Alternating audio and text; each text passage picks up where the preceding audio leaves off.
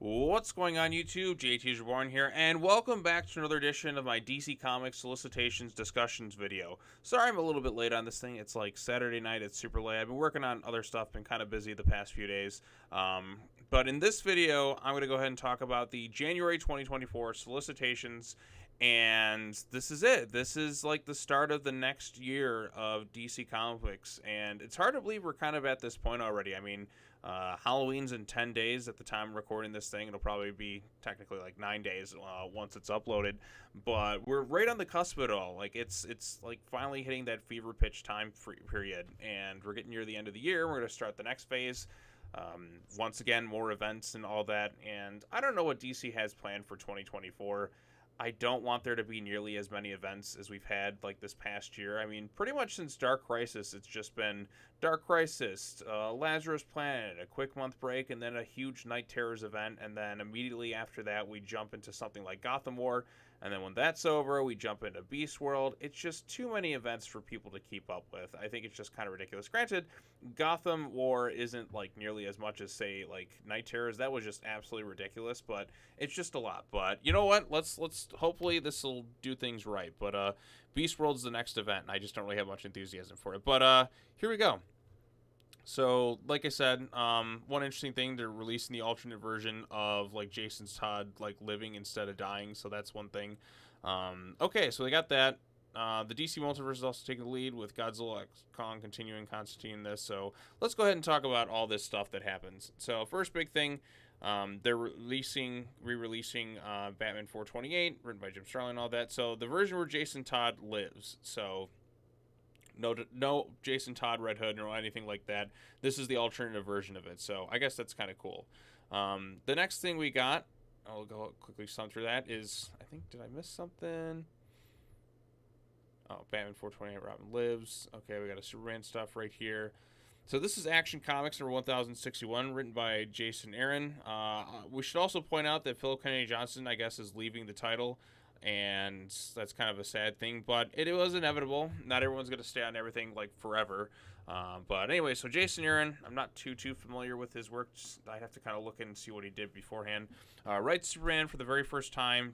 Okay, so like I said, hopefully he writes them well, because sometimes when first-time authors take over these characters, they don't exactly do the best. Case in point, the whole Bendis stuff with Superman, which wasn't very good and very well received. In fact, it kind of damaged a lot of the goodwill, most of the goodwill from DC Rebirth. But let's go ahead and talk about this. So Jason Aaron writes Superman for the very first time with an all-star artist, John Timms, to present startling new vision of the Man of Steel's strangest foe. When Superman's doppelganger discovers a Darkseid outside his ugly, most dangerous version of Bizarro the world has ever seen.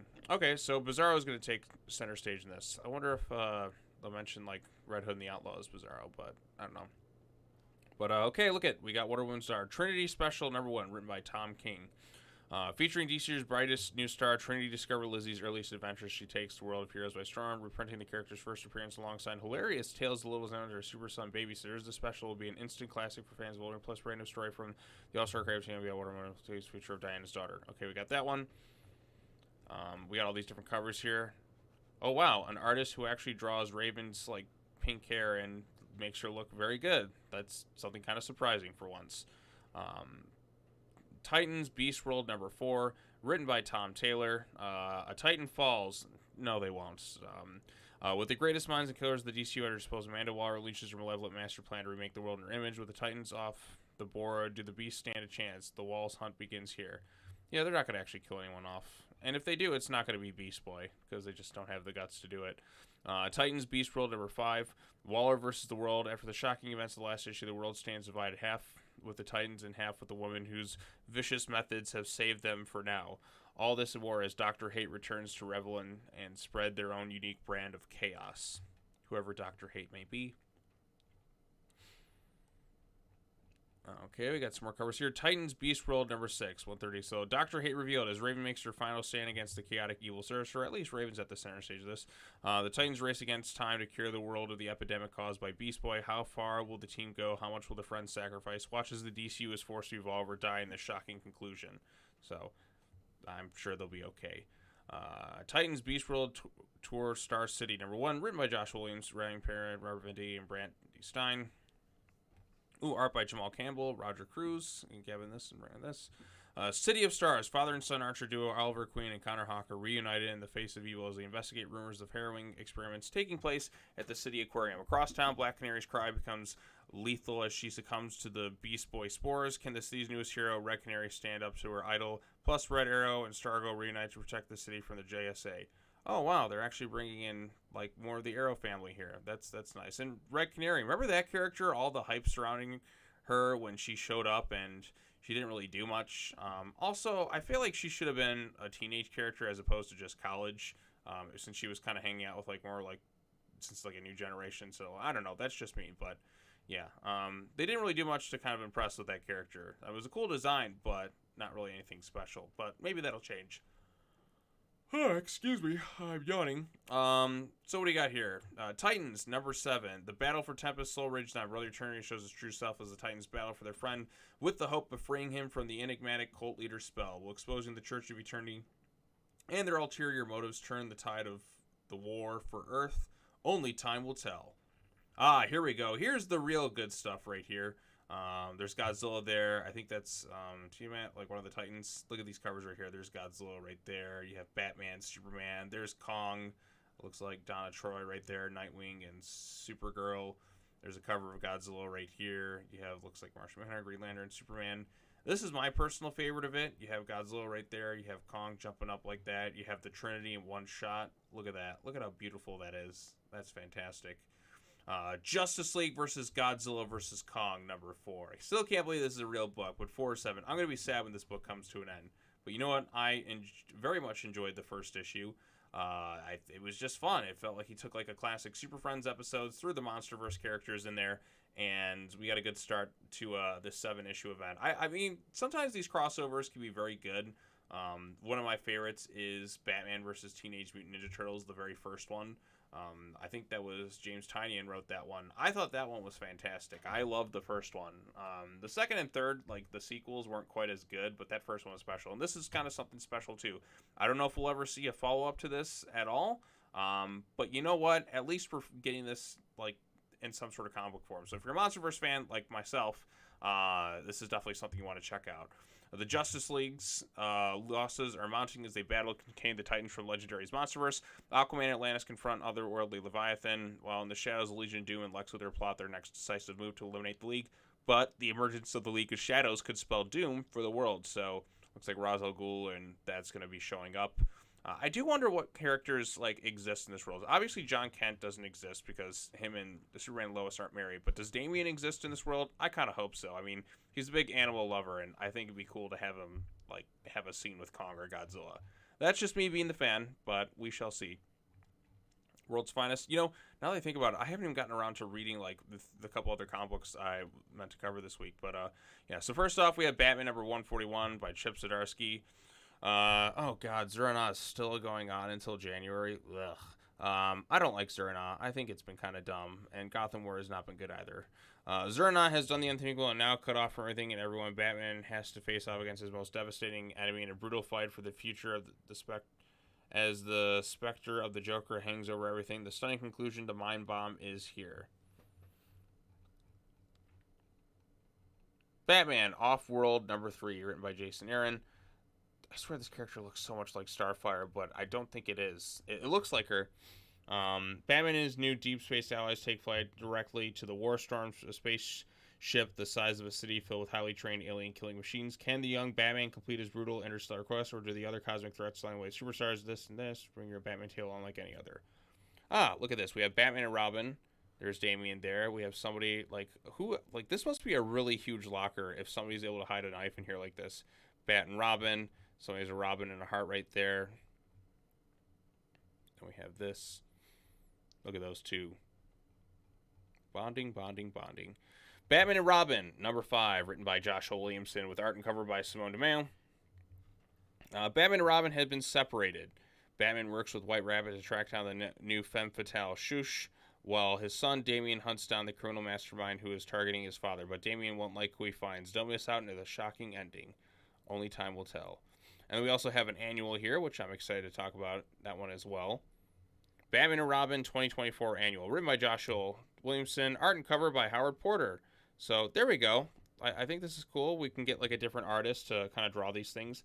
Father and son road trip. Batman and Robin have gone through hell the last few months, so Bruce decides to take Damian on a camping trip to Bond.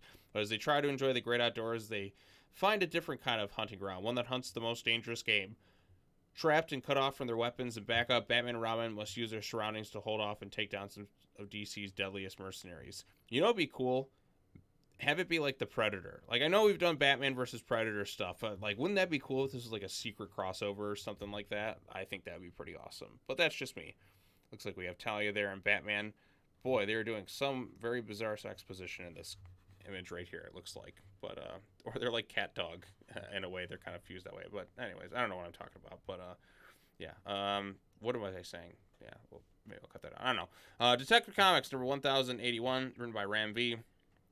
Spirited away from a city that believes in dead, Batman has been brought far from Gotham and deposited in the desert of legend. Possessed by an asthma demon, rapidly losing his own identity, he must now cross this mythic landscape on a vision quest. With no water, no supplies, no one to save him, Batman is left with two choices: burn out the demon or be left as bones in the sand. Meanwhile, the Oracham's master plan is finally fully enacted as they use the reality engine to make all of Gotham forget there ever was a Batman. Bear witness to Batman's worst fears manifest in Elegy of Sand Part now, or Elegy of Sand. I don't know how you percent Elegy of Sand Part 1. God, I can't even talk right now. But yes, okay. So this Orcam stuff is still going on as well. Then we have this stuff right here. Batman the Brave and the Bold, number 9. Tom King, Kyle Starks, Bruno Redondo. Batman finally confronts the Joker in the brutal conclusion of the wild card by Tom King Materials. Aquaman faces down the Dominator threat at the bottom of the ocean, and get real as hell comes to the quantities. Eisner, Warren, Bruno writes and illustrates the poignant tale of the Dark Knight. Okay, I haven't really been reading Brave and the Bold, but it's going to continue there. Then we have this cover right here of Nightwing. Boy, how do you do, fellow kids? So this is obviously like recreating that infamous meme from like, I don't know how many years ago at this point, but Damian has cat ears. Feels like these people have been spending a lot of time on Tumblr to write this stuff. This cover looks way better too.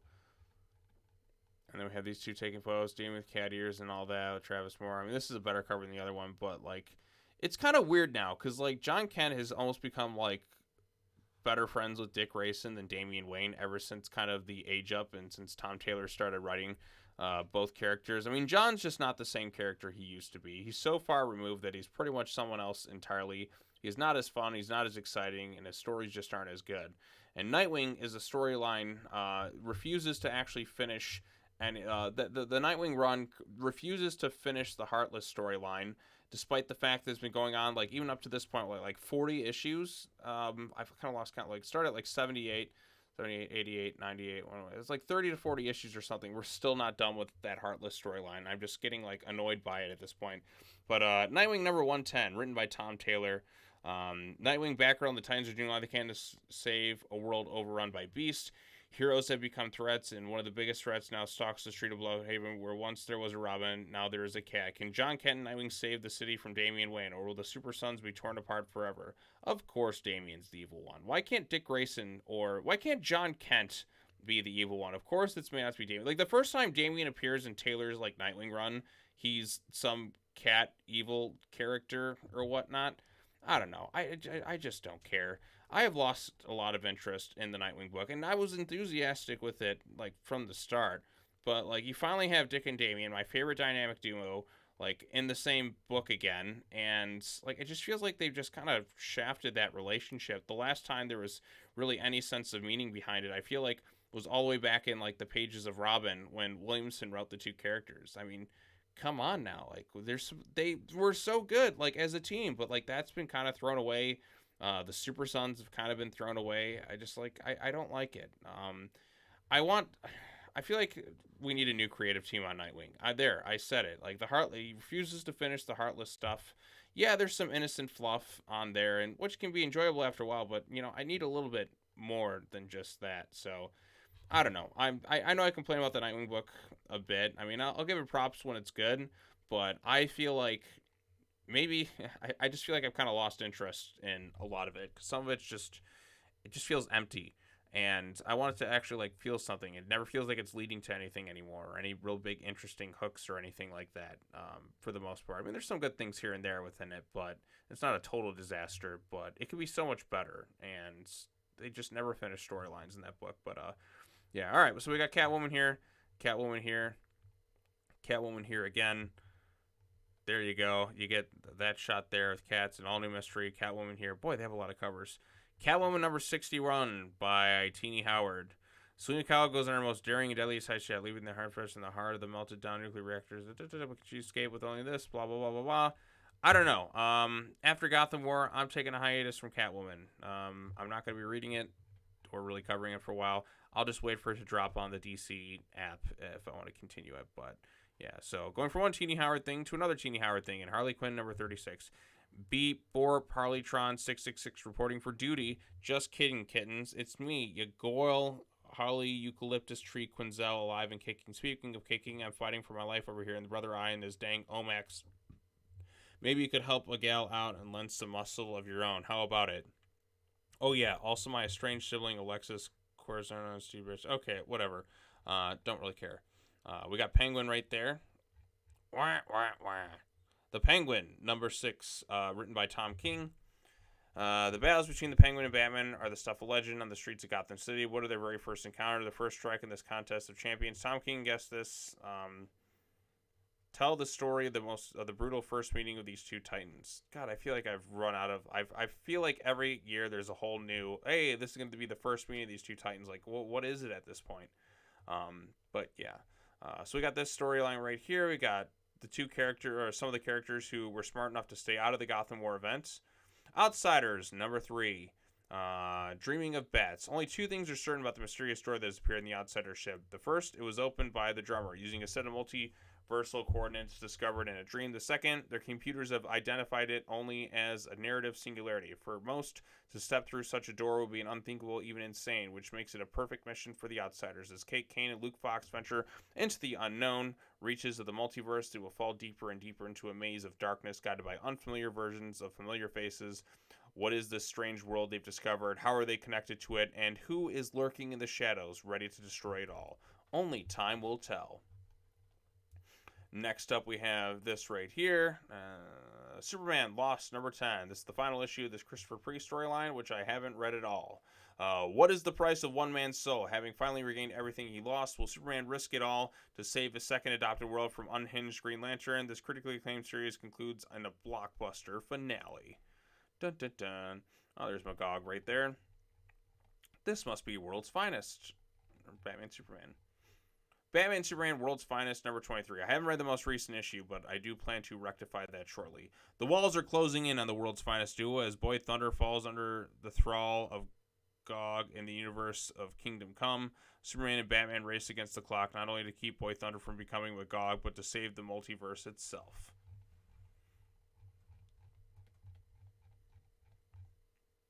Batman Superman World's Finest 2024 Annual, written by Mark Waid. Oh, multiple writers are in this thing.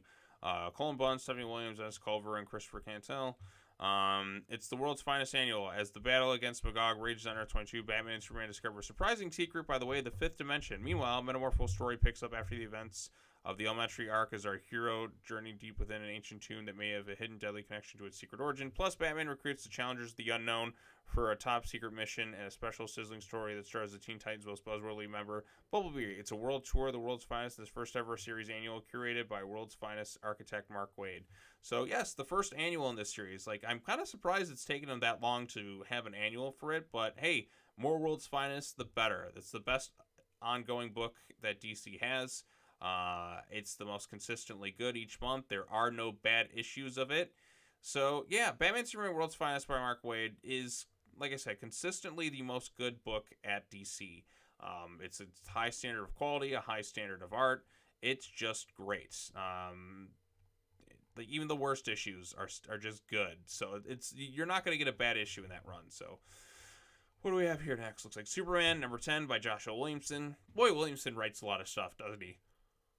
I'm so sorry. I'm yawning. I'm just kind of tired today. Howdy, partners. Welcome to the Wild West of Metropolis, where the man of tomorrow meets the man from yesterday. Clark Kent is a rootin' tootin' rodeo adventurer alongside the ghostly Marilyn Moon Knight as they get to the bottom of why she haunts the night. Get your posse and join us for a hoedown like you've never seen before. Yee-haw! Didn't you love that? You love my terrible cowboy voice? Fantastic. Oh, here's a cool cover right here. Wonder Woman #5. If the U.S. government can't stop her, then who can? As Sergeant Steele retreats to gather deadlier forces, the Wonder Girls call on Diana, begging her to lay down her lasso. Will she see the truth before it's too late? Plus, Trinity invites the sons of Batman and Superman to Themyscira for a contest they'll never forget. I thought there were no men allowed on Themyscira. Oh, well. What do we got here? Mary Marvel. Amazons Attack #4. A prison break. Will Mary Marvel make it out alive? She struggles against the waves of Belle Reb's superpower convex. Meanwhile, the truth behind the golden apples reveals itself. Is the goddess of discord reality really to blame, or is there another mastermind pulling the strings? Looks like The Flash. The Flash #5. As Wally West's powers continue to evolve beyond his understanding, another confrontation with the stillness makes the group wonder if they are here to protect Earth with the Flash or from him. While Wally seeks out the resident for answers, Jai has a secret he really needs to tell his dad, and Jai's quest to find Wally brings him into the heart of the horrors affecting Central City. Then we have this one. Speed Force #3, written by Jared Williams, art by Daniel DiNicuolo and Francis Mortarino. After the chaos at Star Labs last issue, a member of the gang has been possessed, but while the youngsters are entangled with one another, Mr. Terrific comes over from investigating the spooky Speed Force stuff happening in the pages of The Flash to give our heroes a hand. Cool. Green Lantern #7. After his explosive confrontation with Sinestro, Green Lantern is confronted by the United Planetary Alliance for illegally operating within quarantine zone and the mystery of what took place on Kroger's Final Room, plus the finale to the origin of Sin and the lead into the new Sinister Sun series. So it's Peter Tomasi's working on this stuff. Sinister Suns. That's cool. Green Lantern War Journal #5, written by Philip Kennedy Johnson. The hunt begins. Suited up with the new armor and his newly forged experimental Green Lantern ring, John Stewart leads his ally Shepard and Prophet Rainer into the rainforest on a race against time to stop the Radiant Dead's invasion of Earth. Can John destroy the Dark Star ring and save Earth before succumbing to the deadly infection himself? The Revenant Queen's mysterious bond with John Stewart is revealed in this pivotal issue. Dun dun dun dun dun. Oh, looks like we got Power Girl there. You can tell by the cleavage. Let's see. Power Girl #5, written by Leah Williams. The cat's out of the bag. Streaky takes center stage in the hair-raising adventure. Will the super pet have what it takes to save Metropolis from its greatest canine threat, or has the city really gone to the dogs? We got Waller once again there. We got Green Arrow. Black Canary, Green Arrow. Green Arrow #8, written by Joshua Williamson. Art and cover by Sean Isaacs. Green Arrow hits the streets of Star City in search of a lost family member and runs into Onomatopoeia. After months of time travel and space adventures, Oliver welcomes the more grounded adventure until bang, bang, bang, bang. Okie dokie. Wesley Dodd, Sandman, #4. Trapped in a dream by his own sleep gas, Wesley Dodd comes face to face with his worst nightmare. Can he escape his own dark dream? Will it be the time to stop the fog's next move? Written by Robert Rendetti. Riley Rossmo is the artist. Not really too big on their art style. Jay Garrick, The Flash, #4, written by Jeremy Adams and art by Diego Olortega. I'm not even going to pronounce to say that. Apologies. Dr. Elemental's history is revealed as Jay Garrick and his daughter Judy race to dismantle a plan 80 years in the making. Alan Scott, The Green Lantern, #4, written by Tim Sheridan, the person behind Gotham Academy. That's a much better book. Teen Titans Academy. So I'm probably not going to read that. Alan Scott's learned the Red Lantern's dark secret. But even if the Green Lantern knows the truth, can he find the will to stop his enemy's monstrous plans? Don't know. But okay. JSA #9, written by Jeff Johns. I feel like the series, well, it's a Jeff Johns book. They always get like 100 million delays. The JSA scour Europe on the hunt for Ruby, the daughter of the Red Lanterns, but can they catch up to her before she burns the earth in search of her father? DC Power 2024, All these different creatives right here. So many different things. DC Power returns to round 2 with brand new story spotlighting black characters from across the DC universe by an Oscar cast writers, artists, and K. Jemison, Jamal Campbell returning. Jamal Campbell, fantastic artist. World of Far Sector, an epilogue featuring the first meeting between Joe and John Stewart. The Signal, Duke Thomas finds inspiration from an alley. Crispus Allen searches for purpose outside of being the Spectre and goes for Renee Montoya for guidance. Thunder and Lightning cause sparks to fly. A community event crashed by the Condiment King. Raphael learns the secret origin of the original Bloodwind. Velzad, Earth 2 Superman, contemplates the balance between his pacifist philosophy and protecting the people of his universe. And Nubia teams up with Mr. Mixie's Pitalik. All these stories and more just in time for Black History Month. Then we have this one right here. There's Guy Gardner. He's like, yeah, that's right, ladies. And then, okay, what's going on here? It's got to be interesting. Then we have Babs grabbing a piece of that ass. DC's How to Lose a Guy Gardner in 10 Days. Written by Dennis Hopeless, Aaron William, Brendan Hay, George Manday, Lauren, Alex Carlin, and others. Art by you can read it right there. Romance is... Okay, so this comes out like right before Valentine's Day. Romance, why did they release this like the next week though? So you go from like... Because Valentine's Day is the 14th. This is released 2/6. I feel like that would be better to release the following week, but on Valentine's Day time. But I guess people are going to be out and doing stuff, so you want to give them some time. Romance is rarely a simple affair. Love is almost always followed by some sort of conflict. Whether you're a plastic man twisting yourself into knots trying to please one, or the Flash traveling back in time to make a catastrophic 51st dates perfect, or even a lonely robot who just can't seem to find love unless it's mail from a computer screen. Like Red Tornado, love actually is a pain in the 27 dresses. So in the grand tradition, these dating conundrums, a la rom-coms of the 90s and 2000s, we're proud to present 8 new stories about love and trying to find it in this zany world. Doesn't list them all, but there's got to be a Nightwing and Batgirl one. I'm surprised DC hasn't gotten them married. But then again, like I feel like that would be a way to kind of boost sales, because I mean you have a lot of people buying that issue, but who even knows? Reprinting the best of the sold out Joker and Harley Quinn uncovered editions. We got that there. What's this? Power Girl Uncovered #1. So, there's going to be 2 Power Girl series. There's no stopping Power Girl. Celebrate the Earth 2 heroes trying to return to the DCU with this gallery of awe-inspiring covers by the All-Star. Okay, this is just a cover issue. Looks like Birds of Prey Uncovered #1. Art by Salem. The Birds of Prey get uncovered treatment with its epic edition showing at the best variant covers of epic face-breaking series. Okay, so it's just more variant covers. John Constantine, Hellblazer, Dead in America #1, written by Cy Spurrier, art and cover by Aaron Campbell. At last, as ye have demanded, the celebrated creative team of Cy Spurrier and Aaron Campbell have returned to Hellblazer. John Constantine has cheated death once again, but his heart's not beating. His body is decaying, and he is friend Nat and his son Noah are on the run in America, wanted for murder. Naturally, it's all John's fault. It always is. But as it turns out, Dream himself needs John's help. Something terrible has taken root in America and is using sand from Dream's pouch to impose its will. If John can put a stop to it, he might be able to parlay that favor into a chance to save all their lives. But he's going to need help from someone who hasn't spoken in years, someone who hasn't always been that kind to, someone or something, perhaps, Swamp Thing. Spurrier and Campbell's first run in Hellraiser is the best reviewed comic of 2020. We're introducing the character in the generation, second actor. Okay, so more of that stuff. Okay, then we got Batman and the Joker, the Deadly Duo Unplugged #1. Haven't read this. Visionary Writer has already gone down. DC's Black Able edition. Now you can appreciate the spectator line working with this Black and White edition. Yeah, I'm okay. Okay, so we got this collection right here. Absolute Batman, Grant Morrison. Dawn of DC, Night Terrors, Nocturnal Creatures, more Night Terror stuff,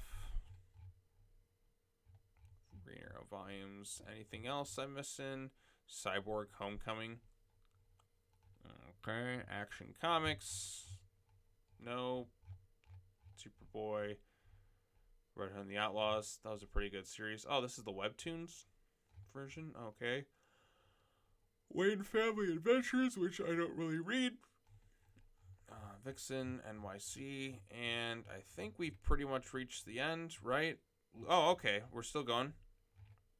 There's still more. Looney Tunes, #276, Mad, Final Crisis. Oh, this is a good one. I feel like Tomasi's had like 100 omnibuses at this point, with between Super Sons and all that. World's Finest, Volume 3. We're still going. Still going. Are we at the end? Nothing else. Just want to make sure I hit everything. And that's that. So those are the solicitations for the start of 2024. Most anticipated comic book. I mean, come on. Justice League versus Godzilla versus Kong. Nothing is on that level right now. I had a blast with the first issue, and I'm sure the next couple of issues are going to be a lot of fun. World's Finest should also be good. Like, those are two guaranteed givens. Beast World, I don't really have much investment in it. Maybe it'll like surprise me, but I'm so event fatigued from DC Comics after like the whole Night Terrors situation. Still can't believe I covered it was like almost like 40 issues of 40 comic books or something like that. I lost count. There were just so many, and then it goes to one event, to another event, to another event. It's just too many events. But like I said, Justice League versus Godzilla vs Kong. That's enough to put a smile on my face. We'll see how Beast World does. Some things I'm kind of disappointed with in regards to like some things announced for that and the tie-ins with it, like the Nightwing issue. Like the first time Damian shows up in the Tom Taylor Nightwing run, he's made out to be the villain again. I don't know. I'm just so tired anymore. Granted, it is kind of late and it's like past midnight at the time of recording this, and but there are some things. Batman, Robin. I've liked the first two issues so far. I do have a few minor gripes with it. I don't think it's quite as strong as the Robin series was, but hopefully it kind of like continues to have good stuff. And so there's some stuff to look forward to. It's not all doom and gloom, but there's nothing kind of new that really stands out to me. It's like, wow, that just sounds super exciting. So, but the good stuff like Superman by Williamson, Green Lantern or Green Arrow should still be good, and maybe the new Action Comics creative team can deliver something spectacular. But only time will tell. So if you have any thoughts on these solicitations, let me know what you think in the comment section down below. Be sure to like this video, share it with your friends, subscribe to the channel for more content, hit that bell for notifications, all that other fun stuff. And I got some more videos I'm going to try and pump out tomorrow, and I got other things I got to do as well.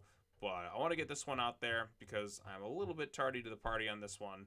But I appreciate you all watching this video and subscribe to the channel and all that stuff. So yeah, that's all I really have to say, and I will leave you on this image of Godzilla, Kong, and the Trinity all in the same panel right there. Like, look at that. Look at how fantastic that is. So that's some pretty cool stuff. So, yep. All right. As always, take care now. Bye-bye then, and I will see you all in the next video. Peace.